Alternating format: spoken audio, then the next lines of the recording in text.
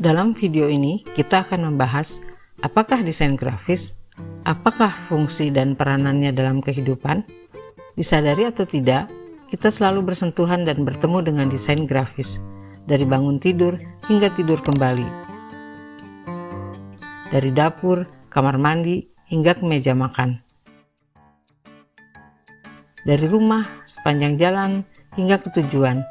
Apakah ke sekolah, ke kampus, ke kantor, ke mall, apalagi ke supermarket, ke bioskop, ke rumah sakit, hingga ke tempat ibadah. Bahkan, hari ini kita diam saja di rumah, desain grafis ada di genggaman. Bukalah sosial media, marketplace, maka kita akan diserbu oleh desain grafis. Desain grafis selalu ada dan dibutuhkan dalam keseharian, tapi hanya sedikit yang memahami apakah sebenarnya desain grafis. Dulu sekali, desain grafis adalah kegiatan seputar merancang, memilih tanda-tanda di atas suatu permukaan untuk menyampaikan pesan. Tanda-tanda itu bisa berupa ilustrasi, huruf, foto, dan simbol-simbol.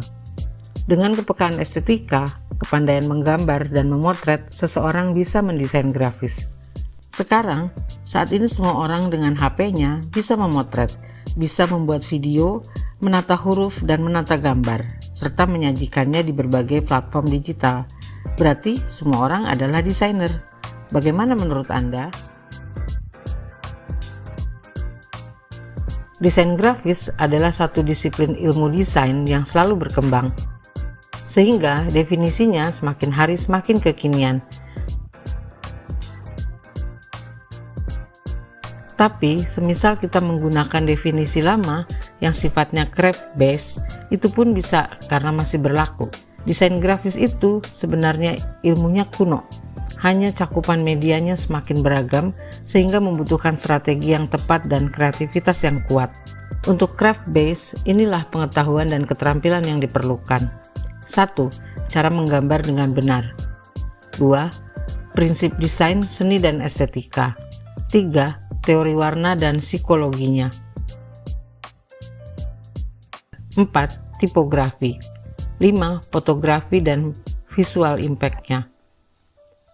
6. Penyederhanaan berupa ikon, piktogram, dan simbol-simbol. 7. Menyusun komposisi dengan kepekaan artistik yang baik. 8.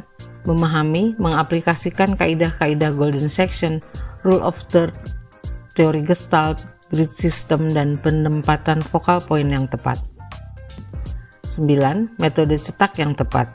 Biaya produksi, final artwork, teknik cetak, lipatan, binding, dan finishing. Meski sebagian media cetak sekarang berpindah ke digital, ternyata printing belum mati. Yang ke-10 adalah presentasi.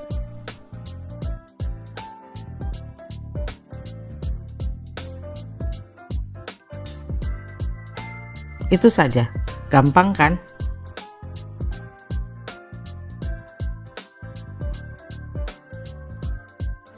Semakin kesini, tantangan semakin tinggi.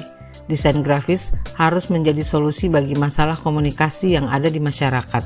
Sementara masyarakat sekarang lebih kompleks, beda lingkungan, cara pergaulan, bahasa, referensi, pengalaman, ideologi, dan keyakinan, serta status sosial ekonomi yang menghasilkan respon yang berbeda-beda pada setiap pesan. Banyak tuntutan, gak mudah senang karena sudah terlalu banyak asupan. Desain grafis hari ini adalah bagaimana menciptakan solusi dan pesan yang bermakna bagi masyarakat.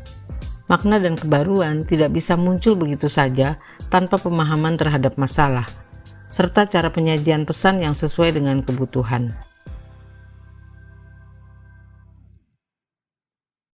Berikut adalah fungsi utama desain grafis. 1. To inform. Merancang informasi dan menata struktur informasi agar yang tidak tahu menjadi tahu, yang tidak mengerti jadi paham, mengubah kerumitan jadi sederhana.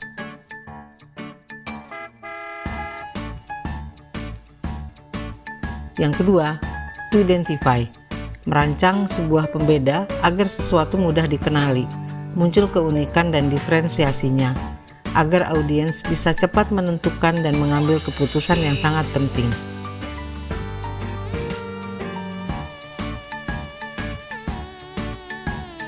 3. To persuade, yaitu merancang pesan yang mampu membujuk dan mempengaruhi agar khalayak berubah pemikiran, sikap, dan tindakan.